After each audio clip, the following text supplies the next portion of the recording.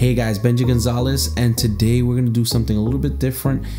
Today we're gonna be going over a tutorial and giving you a little tip on how to get a creative look and applying it to different images in Photoshop and storing this look for later use. So stick around as we get started.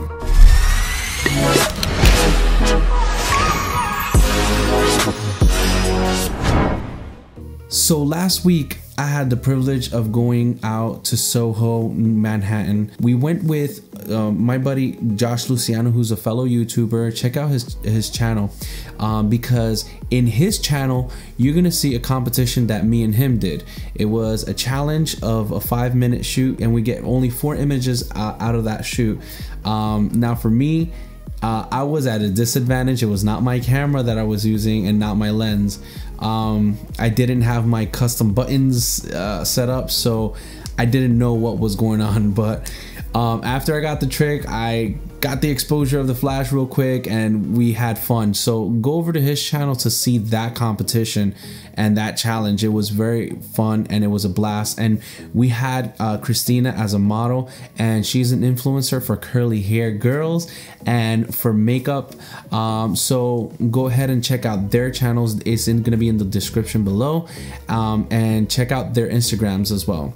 But today we're gonna be doing something a little bit different. Today we're gonna be creating a look and storing it for later use, all in Adobe Photoshop. I personally, when doing portraits, like to go into Photoshop and creating looks that might either have that might need to be replicated throughout different shoots or throughout the whole shoot, so that when my Instagram is shown, it's all the images have the same look and the same color sequence, and you know, that same creative style. So today we're gonna create our own creative style and we're gonna save it. So let's get started. So here we have an image of Christina, and this is my one of my first picks. And so this is gonna be a quick tutorial. It's not gonna take long, but it's gonna be a lifesaver if you have many images to go through and you wanna replicate this look. So right here I have the before and the after, and as you can see, there's a couple of changes going on here, and we'll go through the layers. Let me deselect all these. So a lot of times cameras do not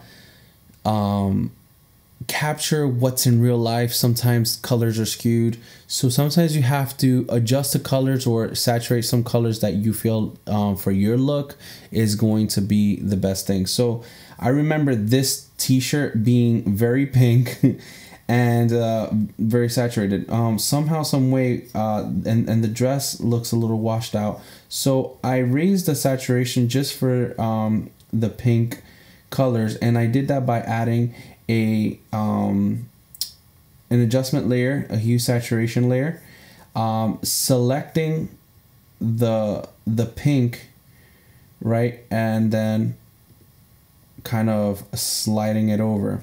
But I was a little bit more selective there. That looks like it kind of got everything. You can exaggerate just so you know what you're kind of going into, but I already did that, and it's a slight saturation that I did. But as you can see, I already kind of did that. I don't want to multiply it. The second thing I did was create a curves adjustment layer, and in here I just went into the blue channel. Oh, that's the red. Into the blue channel, and I raised the blues in the shadows, and I reduced it from the highlights, so it gave me nice deep blues in the shadows. So you'll see it more in her coat, how it goes from this magenta-ish color to a more blue and lifted color. And also I touched some other colors as well in there. I think it was green. And I just raise the greens also in the shadows just to control those blues.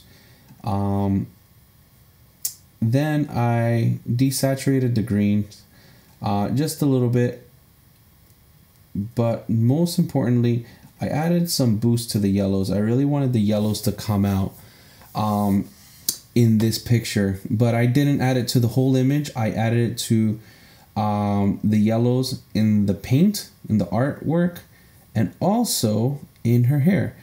If I take this off and I zoom in, I like how her hair looks. I just feel like in real life it was just a little bit more vibrant than this. Maybe not this vibrant, but man, I'm liking how it looks. I like how these curls look. And after that, I added a vignette, but this vignette also has a mask, so it does not affect. The vignette only affects the darker areas. As you can see, the vignette does not affect this this highlighted area up here, because I removed it from the highlights. If I were to put this all the way up here, you'll see that the vignette goes all over, even up to the it goes even on this corner where it's blown out. I want it to stay blown out, so I don't want the vignette to touch it. Now the vignette is a very slight vignette, so you're not gonna notice that much. So moving on, so far this is the look, right? Very subtle. There's more things that I'll probably do to this image, but this is overall the look that I want for all of the images. So something very, very cool that I found out earlier this year is that if you have Lightroom CC, you can click on Windows, on the window panel, and then hit Libraries, right? And if you go to My Library, right, there's a whole, you can create libraries. I created this My Library, which actually goes online and it stores it. So if you go into a new computer, this look is there. So this whole folder is a look for me. You know, I could turn it on, turn it off, and customize it however I want. All I have to do to store this look and apply it somewhere else is drag it and drop it into this library. Right there, it's going to take some time. It's going to copy the whole folder, and there we go, it's there. And if I were to delete this whole folder, I can place the layers, and it's not just going to add it as a LUT or anything like that. It's going to add all the individual layers that I had done. So this is very, very, very convenient when you're trying to do looks and keep it consistent, and not try to figure out, you know, what I did on the previous picture and try to copy it over. This completely erases that step and it saves everything for you. So now if we go to this image right here, I had done some stuff. Let me deselect that. So same thing here. We're gonna go ahead and click Place Layers. Okay, so it's gonna do its thing.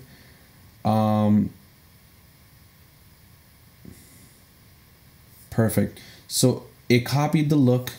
It's cohesive with this. After doing some minor adjustments. Now here, I did in the yellow saturation, I did a mask, so I could do a clean slate. I'm going to just go into the black and just go ahead and erase whatever I had there. Make sure you have the mask selected. I'm gonna hit the brush with clicking the B button, hitting the left bracket. I'm gonna go ahead and make the brush smaller, hitting the B. If you hit D, it'll reset the palette to default, which is white as the foreground. and we're gonna paint into the yellow parts. So right here you see the yellows. All right, so right here a little bit of yellow, make that pop. I really want it to pop. And her hair as well, right over her hair. You see that color just comes right out, and I love it. Now imagine I did all over her face. She'll look like a Oompa Loompa. So what we're gonna do is we're gonna revert that, and since it's a mask, it's non-destructive. We're gonna hit the X. That's gonna change the background into the foreground, you see? So with the black, we're just gonna remove the yellow right out of her face. There you go. All right. So that's pretty much it. That is how, and I think, yeah, that's it. The vignette also, you know, you would have to move it as well. But there's different ways of doing vignettes. You don't have to do it that way. Or you can take this back to Lightroom and do a vignette there. It also works. I do it all the time as well. And Lightroom does have a vignette mask to remove it from the highlights. So this is my quick tip on how to create a look and save it online in the Creative Cloud, so that you can use it whenever you want, and keep on storing looks. If you like a look that you did on a photo shoot or on a photo, then store it, use it later, and modify it. I have other looks here that I have from previous, and I can just go ahead and place them if I wanted to, and it'll create a whole different look. This looks a little bit more contrasty, more desaturated. All right, and you could play around with these. So I hope you got something out of this. There's gonna be more tutorials on how to do some stuff, some cool stuff in Photoshop. So subscribe, comment, like, and share, please. This means a lot to us. If you would hit the like button, it helps us with the whole YouTube algorithm. So and forward this along, and let us know what you thought. And yeah, see you on the next one. Peace.